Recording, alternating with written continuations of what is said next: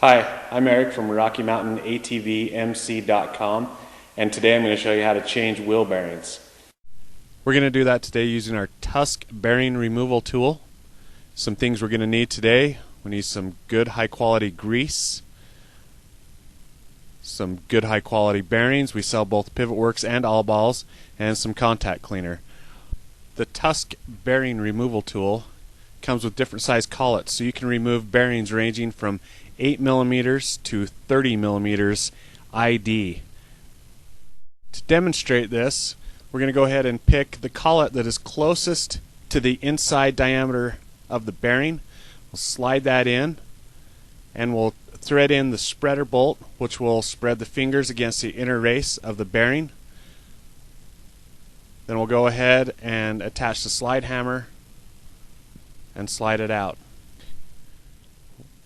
We're going to start today by removing the spacer on a KTM hub. We're going to go ahead and pick a collet that is just slightly smaller than the spacer. We're going to slide it in and spread the fingers. With the spreader bolt, we're going to attach the slide hammer and pull it out. On KTM's, the spacer is more of a press fit. Other models, you wouldn't need to do this step. That slides right out, and it's exposed our outer seal. We're just going to go ahead and use a flat blade screwdriver to pop that out. They normally come out pretty easy.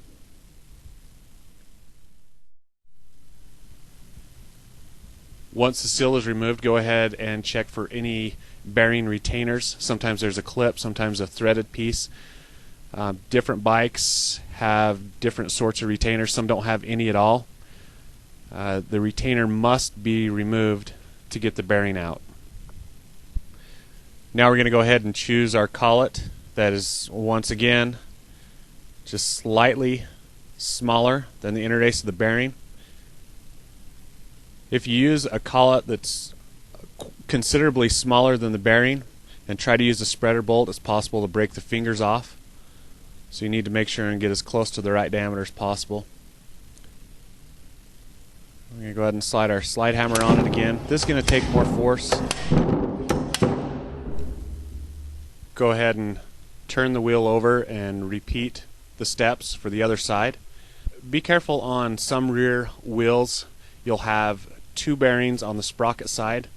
It's a lot easier to remove those one at a time than trying to pull both of them together. As we prepare for reassembly, we want to make sure everything is clean. Use some contact cleaner. Make sure there's no old rust and residue. Install your center spacer. We've already installed the bearings on the other side at this point. So we're going to go ahead and once again grease that up, so the hub up, so the bearing will slide in a little easier. Won't hang up on anything. As we install this, we need to be really careful not to apply any force to the inner race. So as we tap this in with a hammer, make sure we're just hitting on the outside race. And of course we want to go in as level as possible. As you can see, I'm not hitting it, I'm just barely tapping it. Now we're going to use a large socket. And once again, we just want to make sure we just touch on the outer race of that bearing. Any force that's applied to the inner race is going to weaken your bearing.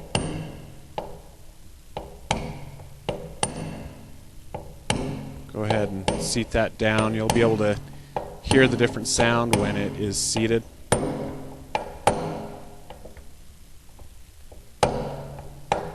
At this point, you'd reinstall any retaining clips if your bike was equipped. You're going to go ahead and lube up the seal. And most of the time you just use your fingers, press that in. Now you're ready for your spacer.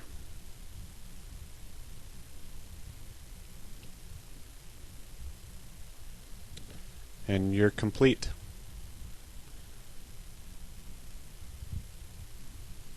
The Tusk Bearing Remover also works great for blind bearings, such that you would find in an engine case. There's no way to really knock that out, so it needs to be pulled out. So here we're finding the collet. It's just slightly smaller than the inner race. Threading in the spreader bolt. Attaching the slide hammer.